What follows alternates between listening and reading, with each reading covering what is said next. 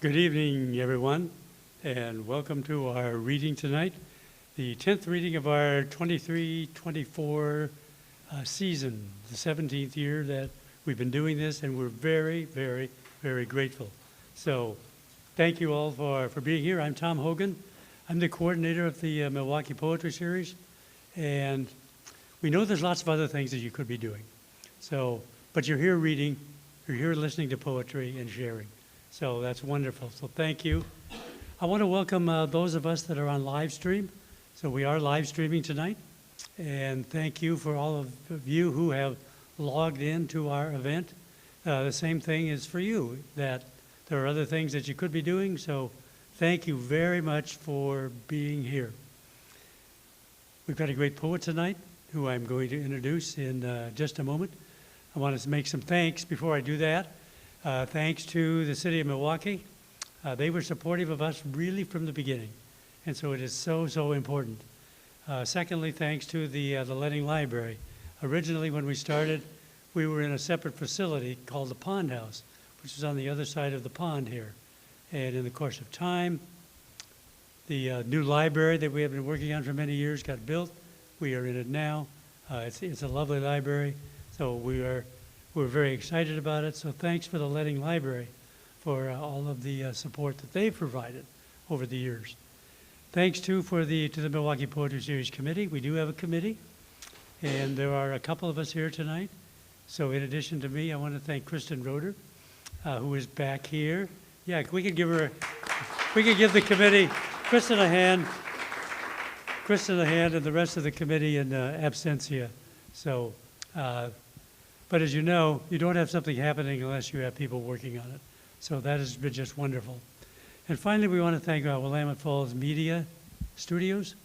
So they're the ones that are responsible for the technical aspect. And our technician tonight for Willamette Falls Media is Corey here. So thank you very much, Corey, for being here tonight. And he's the one that makes it all go. I want to introduce, we have the president of the Oregon Poetry Association with us tonight, Bob Sterry. So I want to invite Bob, because this is about poetry and reading poetry, to say a few words about the Oregon Poetry Association. Right.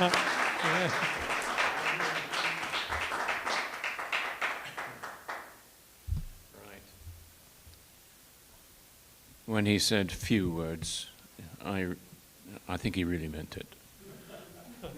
But I will say that it's been giving me a lot of pleasure to be able to come to these readings here at the Letting Library.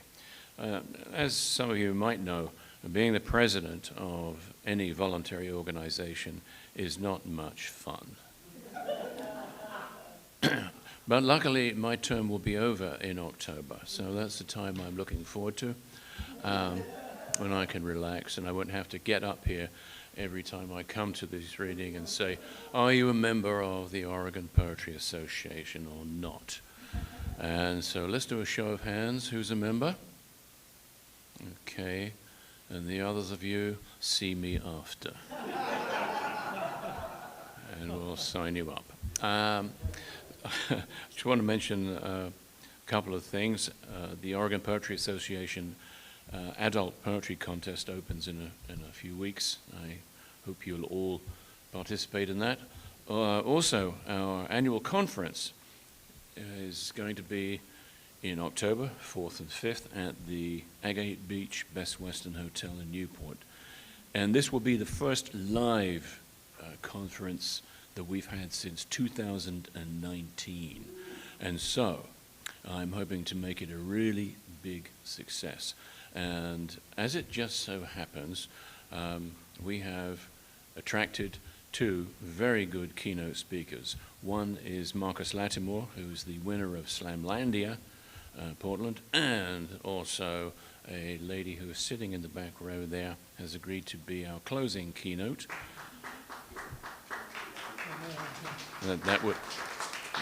And as I am, of course, bound to remember, her name is Annie Lightheart. And so I think that concludes the few words that I really meant to say. And thank you, Tom, for this opportunity.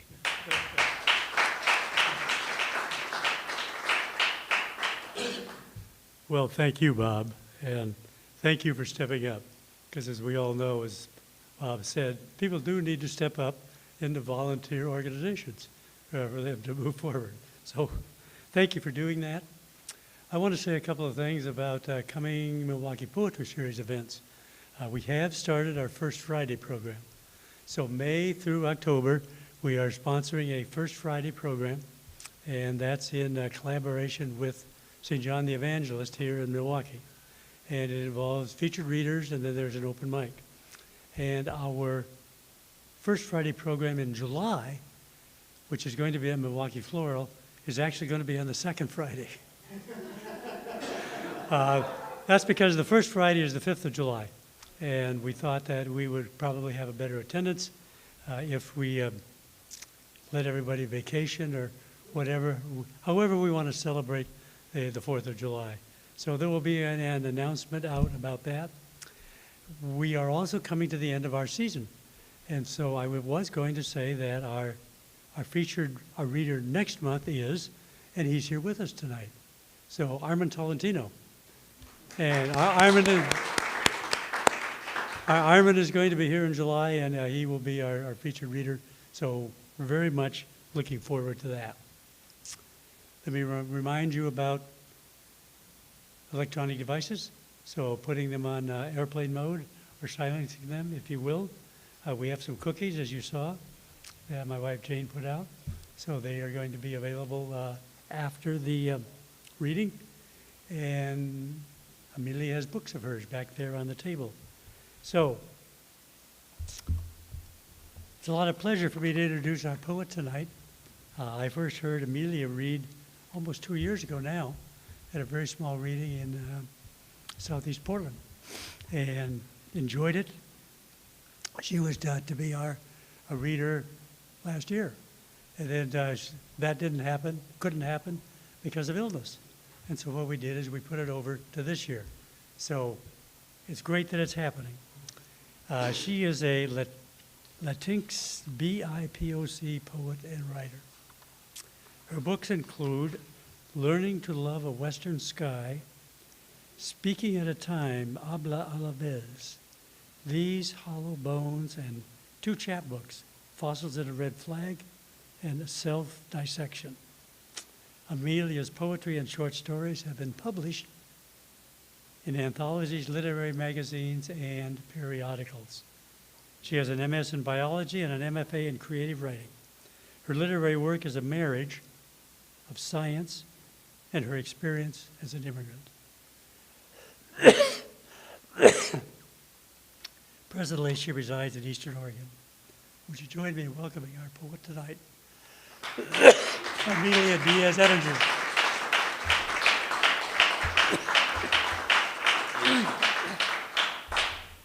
Well, first of all, I want to say thank you to the Milwaukie Poetry Series, to Corey, to the library, and especially to all of you. I haven't seen some of these faces in a very long time, and it's, oh my gosh, I have been so warmed by having you here tonight when it's so gorgeous outside. And I know many of you would like to be gardening or mountain biking, like some of us love mountain biking. But before I start the read, I would like to say just a couple of things about the book itself. This Hollow Bones came out this year in April, and because of several circumstances, this is the book launch. So, yay! So I haven't been able to read from it yet, so you guys are you guys guinea pigs? Does that I guess that's everybody. Okay, so why a book of poetry only about birds? There are several reasons for that. One was when I was doing my MFA, which was in 2020, one of my co-students said, "Why are you poets always writing about birds? I'm sick about birds." And then I thought, oh, how silly of me. I haven't been writing about birds. When I went to college, that's what I studied. I mean, isn't that silly? I mean, I spent all those years looking at birds and memorizing names that you're going to see up there in a minute, and you will see why my brain is fried. And then I said, I'm just going to tell Katie, look, I'm going to write a whole book just about birds. And that's what I decided. I just sat down and did. And when I started writing it, I thought, what is that connection that I have to birds? And I think a lot of it is the vulnerability that flight reminds us of. So the book has several themes. Of course, it's not just about birds. It's also the personal histories, the environmental histories that we are all sharing. And some poems are just because of the love of the birds. So I would like to get started with, are you going to move forward? Not if I don't hit the arrow, right? Okay. Oh, one thing I was going to say, if you look at the book, you're going to go, there is no capitalization for anything that has to do with humans. So even Darwin's name would be lower capital. However, when it is a persona poem, from the point of view of the birds, it's all capitalized. The eyes are capitalized, and of course, the name of the birds, just as a homage to our little present dinosaurs that we admire. Okay, so I'm going to start with one more environmental poem that happened while I was writing this book in 2021. I was reading, it was actually an article in CNN about this oil spill, and the first bird to die was a brown pelican. And being Puerto Rican, I'm very, very in love with brown pelicans because they're all over the place. So brown pelican, and I'm not going to say all the scientific names. Pelicanus occidentalis is one, and that's where I'm going to stop. Okay. I have never seen the ocean gray. No, not gray, black, with a sheen that reflects my flight. It blinds me. To the fish I know might still be below. In the gruesome presence, the fish. Do they swim in blindness?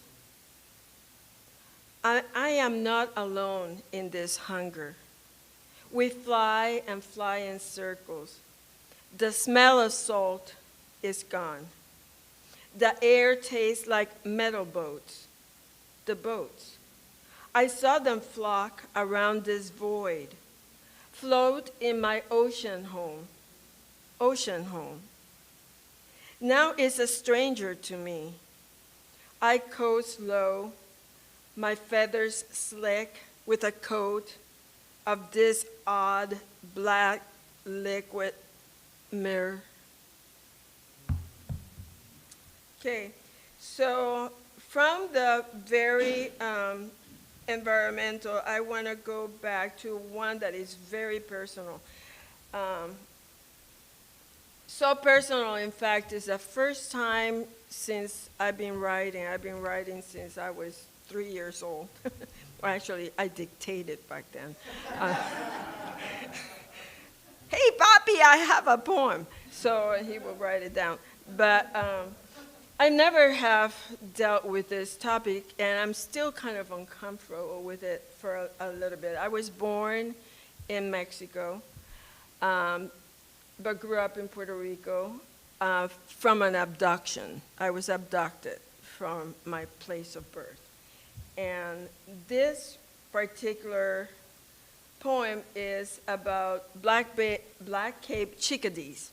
And black-cape chickadees are the movement in the winter, isn't it? When you go where I live in Eastern Oregon, my house gets 6, 7 feet of snow, and everything is so quiet in the snow, except for the black-capped chickadees that are still working their way.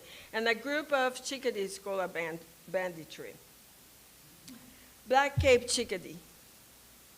Its daintiness is deceiving, with looks so frail, and yet they suffer winter storms in these brutal mountains. A banditry. After a blizzard, they speckle the blinding snow with dee, dee, dee. A song reminiscent of spring in the death of frost. Maybe that is why I think of her, Amelia, when I see these tiny, nearly tame acrobats, foraging in naked branches, finding morsels where I see none. Perhaps I was late to meet her, her warmth, the way she blanketed my shoulders in a hug, how she gave me tidbits for decades lost. In this tiny bird industrious energy, I see her pause steps among the Mexican streets.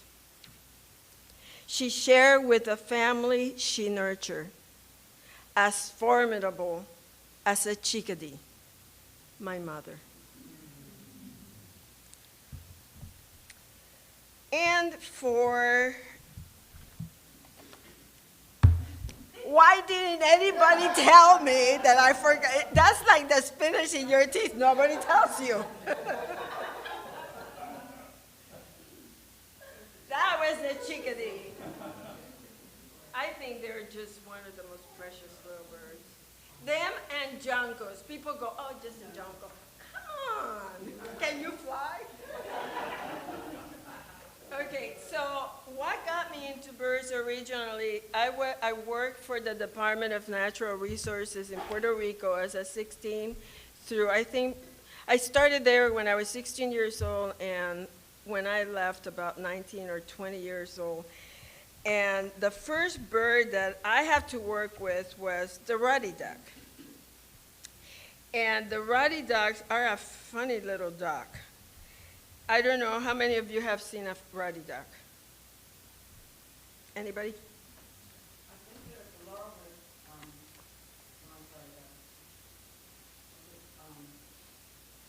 rhododendron gardens in the pond, and the big area. They have them there? And I think if I recognize the blue bill.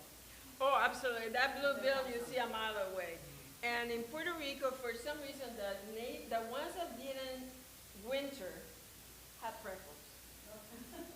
They had little freckles, and I knew when I went to the marsh, I knew which ones were the ones that were going to stay the summer, because they were breeding there. The other ones came up north. So the ruddy duck is a funny bird. Can you hear me without the microphone? There I can move because I don't do well saying words. Huh? We want to do a recording. Oh, and it doesn't record if I'm not in a microphone. Ah! Sorry. Sorry, friends. Does this come off? There. Is that okay? Okay, so I don't know if you have ever seen a ruddy duck on land, and it's really sad because their legs are way back. They're so way back that they have to push themselves in the most awkward way, just pushing themselves forward, kind of in their belly. And they're kind of a quiet bird. They're not very obnoxious like other dogs that are constantly whistling and making all kinds of squawks. Okay, the first time this poem got published, it was published in an anthology. And the editor, without telling me, changed it to Ruby Duck. And when I got the anthology in my hand, I called him, and it's like, there's no, well, there might be a Rudy Duck, but it's not one that I know. So, ruddy duck, Oxyura jamaicensis. Maybe it is all in the way I see you. A bit of a clown. Absurd web blue feet. Helpless on land. Maybe it is your spiky tail. So high, so self-assured. On a chunky circus body. Black, white, and iron rust. Yes, that might be it. Then maybe, perhaps, it is your silence, except when you're in lust, bubbling the water with percussion from air sacs secreted. Whatever it is you are, the marsh comedian whom I turn in pain to make me smile. Yeah, I don't think anybody can ever be depressed if they see a ruddy duck. I mean, you just sit down, you're feeling sad, you just go and look at a ruddy duck. The next one I would like to share with you is called Mourning Dove. Senaida macrocura.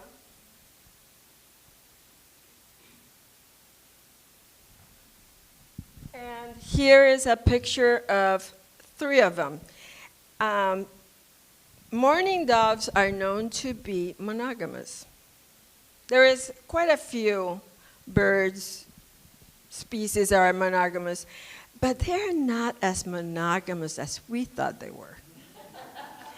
DNA reveals when there has been infidelity in the nest. And one thing that one of the researchers for mourning doves is that they notice a lot of flying triplets together. What is that about? Like 2 older birds with a young male in tow. So this poem is a little bit about mourning dove because, and I'm worried about the mourning dove. I don't know if you're aware of the Eurasian collared dove that is taking over their nesting sites. And they came in, and I'm not sure how they got into the United States, but I remember when everybody was driving over to Eastern Oregon to look at the collared doves, which are much bigger, and they don't sound as cute. They have more of a, I don't know, it's just not a pretty song. Okay, mourning doves. The avian rascal of the columbiformes, a total misnomer of the name, mourning. You remind me of high school girls, the ones at recess wanting to find a boy to flirt. They used to sing a duffel sound to gain attention. Oh, oh, oh. A certain snare. Listen, what is there to lament? You can drink salt in water to your crop's content. Populate the continent from shore to shore, suburbs to heartland. And there is your flight, swift and direct. There is no glide or guile. Here, how you tease, following your mate with another suitor at your side. Do you engage in a ménage à trois when you sing, ooh, ooh, ooh? Is it gloom or impish song? I have so much to learn.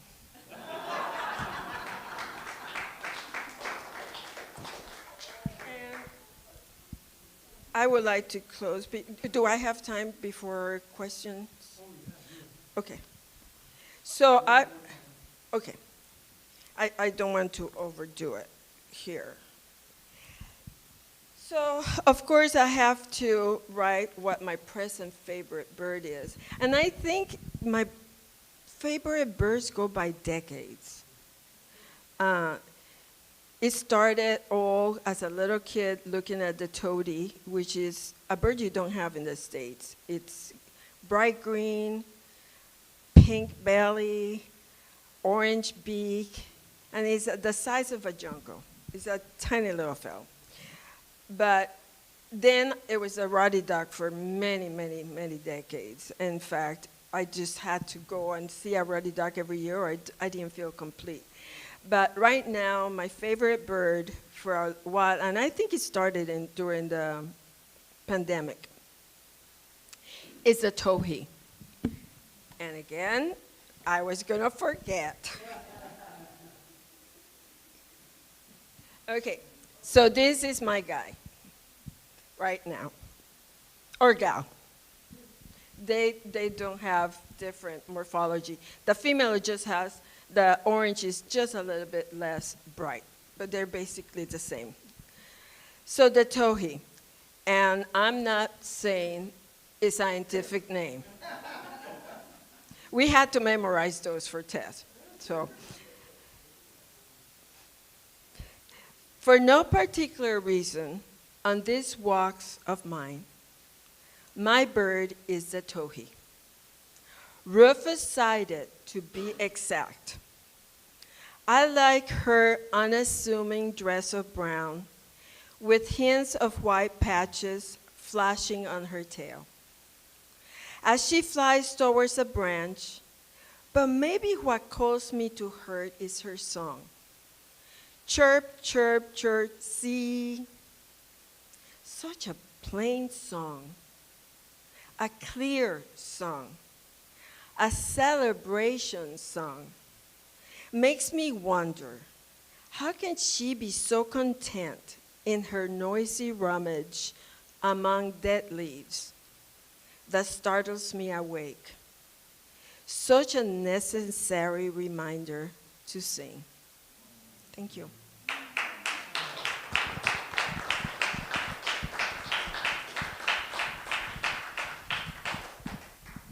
Okay, so that was easier to take out than put in. Okay.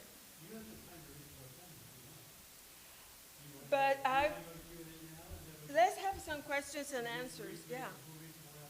Yeah. So we want to thank Amelia for the reading.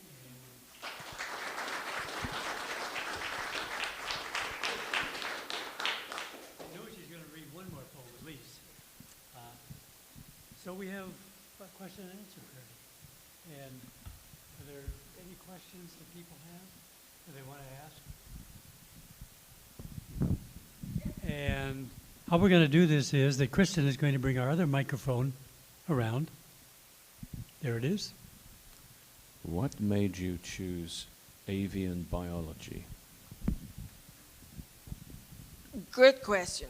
What made me I think because from the very beginning I wanted to fly. Not as a pilot, but I honestly wanted to fly. In fact, I lived in a building, a 3-story building, and for many years, and my dad found me with a cape on that very age, because I knew for sure that the cape will be like a parachute. It was so that desire, and it's always like, and living in front of the plaza. You are familiar with Latin American towns. So you have City Hall, you have the church on the other end, and the plaza in the middle. And I lived right in front of the plaza, right in front. And they had peacocks and grackles and name it. And it was the colors and their noise, and very interesting when you're trying to find about sexual development and trying to see what are they doing. So that was the beginning of it. And then, of course, working for the Department of Natural Resources, they said, you're going to be in the avian section. And I go, great. Whatever. So but I had to learn the birds really quick. And, of course, once you start looking, you fall in love with them. Though I have met quite a few people that suffer from ornithophobia. And I cannot imagine something so sad. I had a friend that I work with that I couldn't even wear my feather earrings because she would freak out. And so I asked her, did you ever fed chickens when you were really little? She said yes. And every person that I have met that has ornithophobia fed chickens too young. And think about it, if you're 2 years old and you go to feed a chicken and the chicken comes, and because they do come running and they look like they're going to peck your eyeballs out, that might have done it to a lot of people.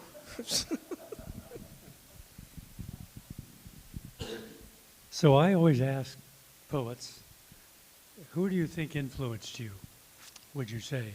And who are you reading now? Yeah. This summer I'm taking a lot of novels. I'm reading a lot of novels. My first beginning influences were, as a Latin American, Lorca, Neruda, but also Beckel. I'm mispronouncing his name. From Spain, Becker. Gloria Fuertes, which is not as well known, but she was from the generation, the 60 generation, which is the writers from the Spanish Civil War. Wow, she's fabulous, and her poems are very quiet poems. Like, she has a poem about things want to be loved. And of course, the poem is about the Civil War in the background, but the kindness of her words. Did I mention Neruda? Yeah, and recently I bought a book because I go, I don't have that in my collection, but it was really expensive, right? But knowing me, I don't look at details, and I didn't realize it was a coffee table book. That's why it was so expensive, but it was worth it. It was all about birds. And in every page, there is this painting of a bird. It's gorgeous. I wish I had brought it with me. Currently, I read so many. There's so many fabulous current writers. I love Ada Limon. I love Anis Mogajani. Help me, Nancy. Mogajani. Oh my gosh, there's so many. There's so many. I have so many friends that are writers, and I love reading their books, including Annie, and Emmett, and Armand, and Nancy. I mean, we are blessed with living in an era where people are allowed to express themselves. And I love it.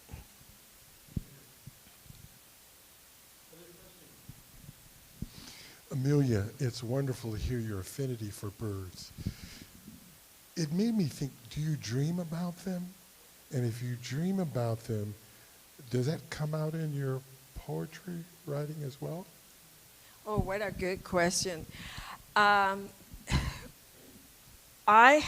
Yes.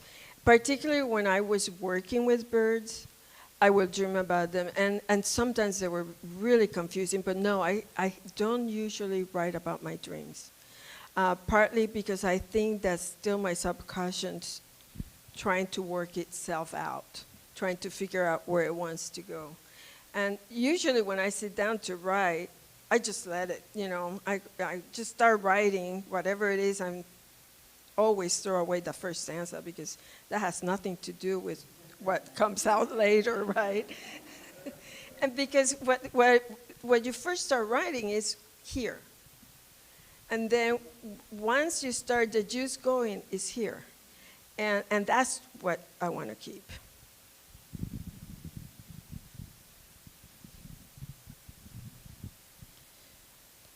My question is actually going to be sort of similar to Emmett's. I wanted to know if in writing about birds you had explored at all the mythology or fairy tales about birds, because every culture has stories about birds, and I wondered if any of that got into the poetry. Actually, it did. Thank you, Till. That's a really good question, because there were a couple of birds that I wanted to write about, and I couldn't connect.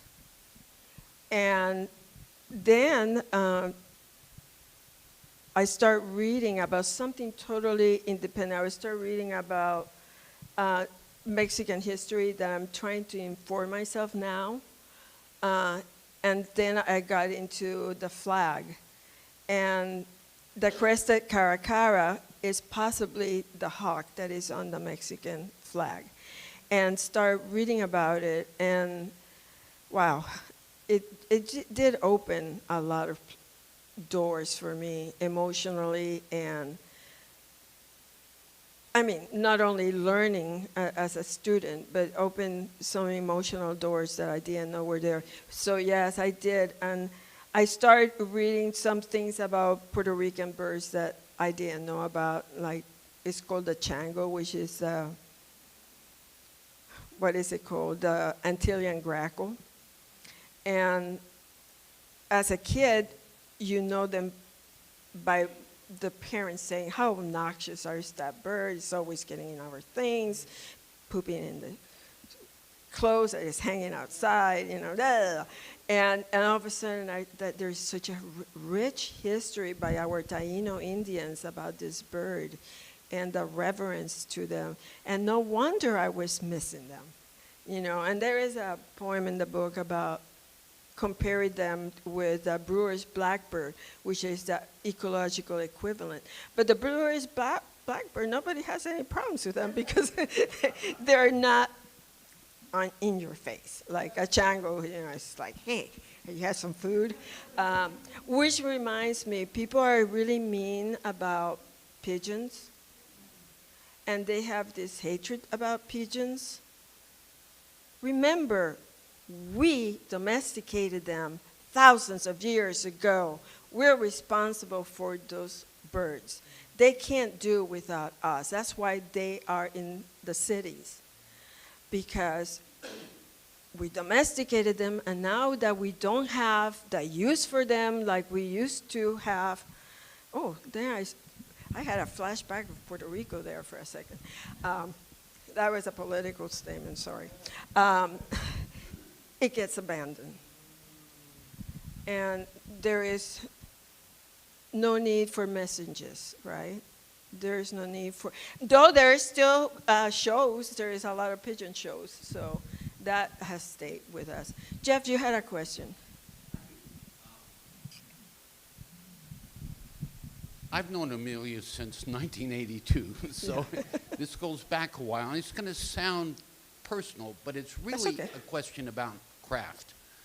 I've known you as a friend, a colleague, a mother, a scientist, a high school teacher, but it's really only in the last 5 years that I found out the poet in you. Were you doing this all along and just keeping it secret? Or I abandoned writing when I started teaching high school. I just didn't have the energy. I didn't really totally abandon it. I did write. But I've been writing my whole life. And it was in 2013 or 2015, somewhere in there, I met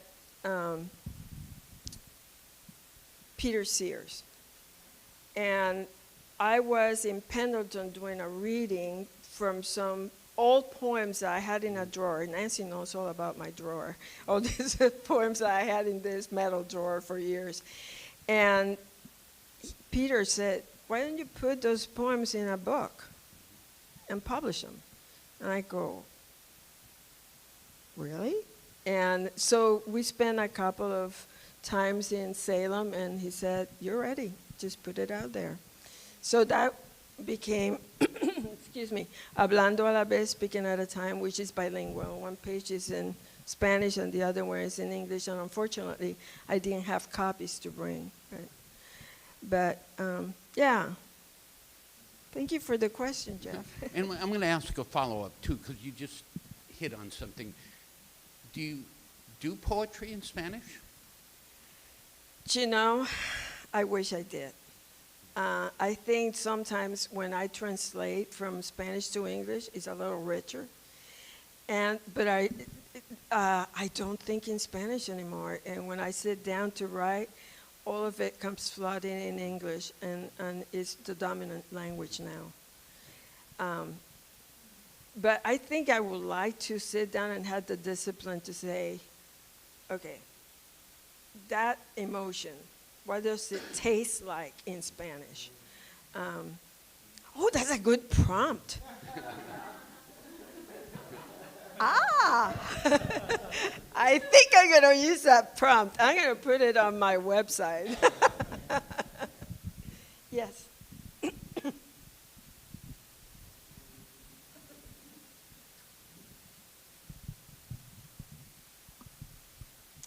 So are there birds you dislike, perhaps severely? And then if so, have you written about that so it would be a darker tone to your analysis? Some anti-bird poems. You know, I used to, and I'm talking in my 20s, I used to dislike starlings a great deal. And then I realized, why? It's not their fault, it's Shakespeare. Right? Some of you might not know, but it was during a Shakespearean festival that they brought not only the starling, but also the house sparrow. And they were released in New York City. So that's why we have, and they took over, right? So, but then I realized, gosh, what other bird gives me a mirage? Like, I mean, I almost had an accident once coming down the gorge because there was a ballet of starlings doing this mirage and these shapes, and I wanted to have a camera because there were moments that you saw some pareidolia where you could see like another bird and legs, and it's stunning. So no, I guess the answer is no. That was a long, circuitous route to say no.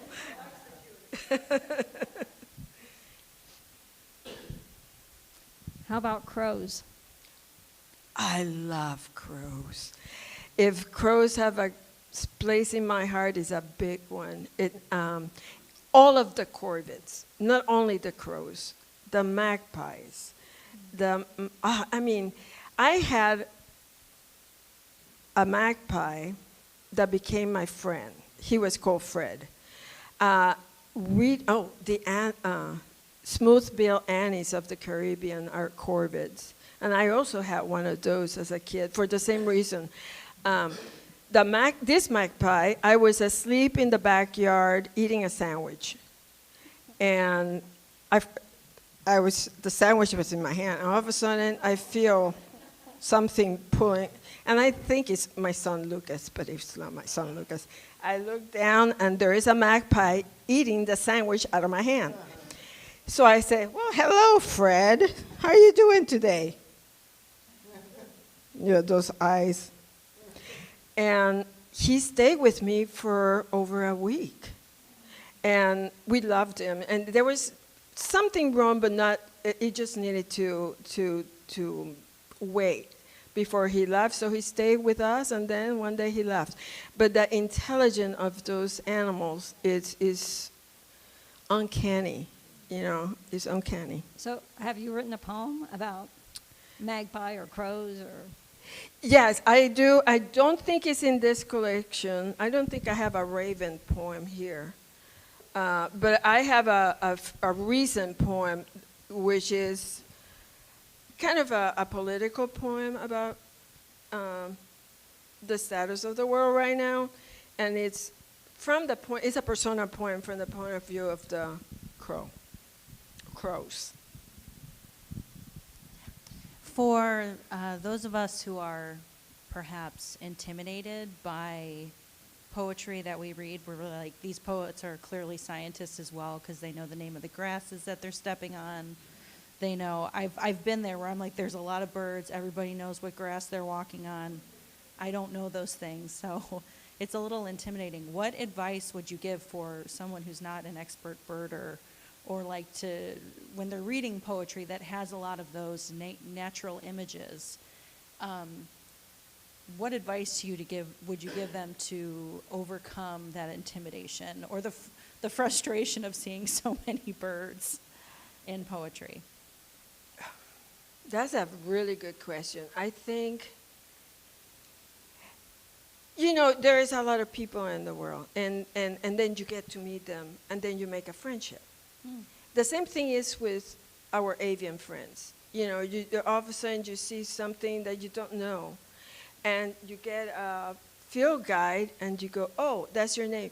But is it really that important that we know their names? Isn't it sufficient to enjoy their song and their plumage? Right? Gosh, I mean, going to Costa Rica, I didn't know 75% of those birds, but that didn't stop me from having my mouth open the whole time and drooling. You know, it's lovely. Sometimes when you get across something that is kind of obscure in the reading part of your question, that's a great opportunity to learn something new and research it. Because the chances are the poet spent time researching what they wanted to put on. And research is a beautiful tool for writers in general. And so it's for the rest of us. I mean, I love it when I get through a poem and I go, what was that about? And then I research it, and it opens a whole door. So instead of a block or a challenge, maybe it is an opportunity. I like that.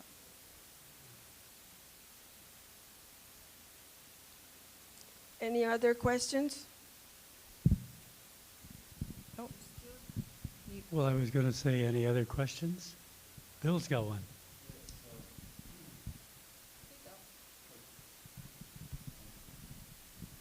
For some 20 years, I was co-editor of Windfall, a journal of poetry of place, and we published a couple of your poems, and they were from places set in Eastern Oregon, and we got so few poems from Eastern Oregon, so it was really great that we got those poems and published them.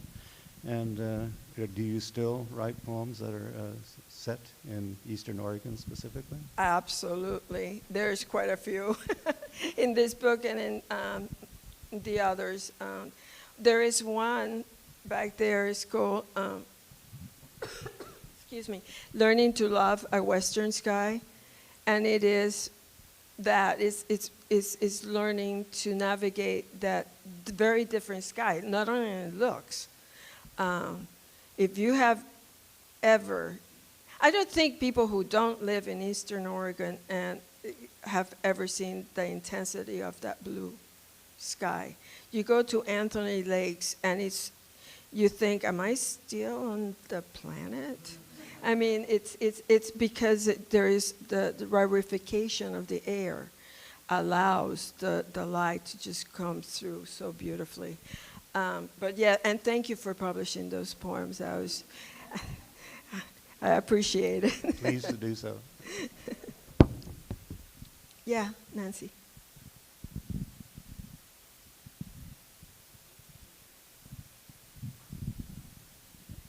I was thinking about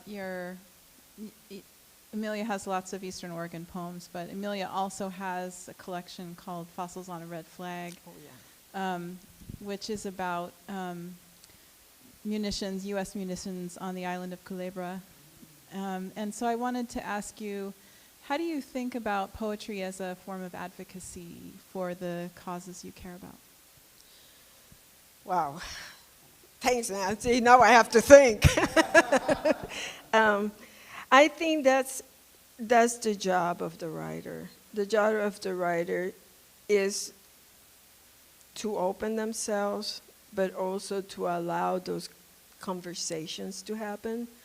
Like, for example, in Culebra, the naval base went into Culebra in the 1930s, and they displaced all the families that were there. They say, no, you have to leave because we're going to use this as a naval base. And they were not recompensated for the loss of their land. And then they bombed it all the way through to the 70s when I went there to study the birds. The ruddy duck was one of the species that I was studying in Culebra. And they will bomb all day long the corals. And you can go to Culebra today. Now it's a tourist attraction, which kind of bummed me out in a different way, but because it was not the primitive, beautiful place I remember. It's not mine. It evolves. It's new, and new people are enjoying it. But now you go there, and you can still see the tanks that were left behind and the bombs that have not exploded in the corals. So there is an announcement when you go to the beach. Be careful, don't touch munition. It can be live. And interesting enough, those bombs are not supposed to have any kind of radiation, but Culebra and Vieques have the highest rate of cancers in the Caribbean. So that's what that book is. It's about me as a teenager trying to understand things that were not exactly how I thought they were, trying to understand a new perspective to the world. So I think that's imperative for writers to do. So thank you, Nancy. So do we have one more question? Or? Yes. So what would you like to read? Want to read one more poem and we finish? Yes. Okay. Okay, I don't have a picture of the house wren, but most everybody is familiar with the house wren. You have it in front of you. And this poem obviously came out during the pandemic, where I live 20 miles out of the town of La Grande. My place where I live now is under 100 people live there, and I live in the forest, so it's very isolated. House wren, Troglodytes adenum. To have so much in common with a brown bird, especially now during this pandemic. She and I, cave dwellers, troglodytes, that gnaw at seeds, insects, and time. She awaits her brood to grow and fly away, while I long for my children to return to this garden to play and forage. We bide our lives in the same meadow, she a gifted songster that gurgles and stutters, while my voice rises in bursts of silent loneliness. We let each other share this side-by-side communion. Her black eye eyes my own as I near her wooden house. Over the fence of my garden, she tail cocks a wave. I say hello. 2 fingers at my temple. The grace between neighbors. As I nibble on an apricot, she feasts on a moth. We dream of company soon. Thank you.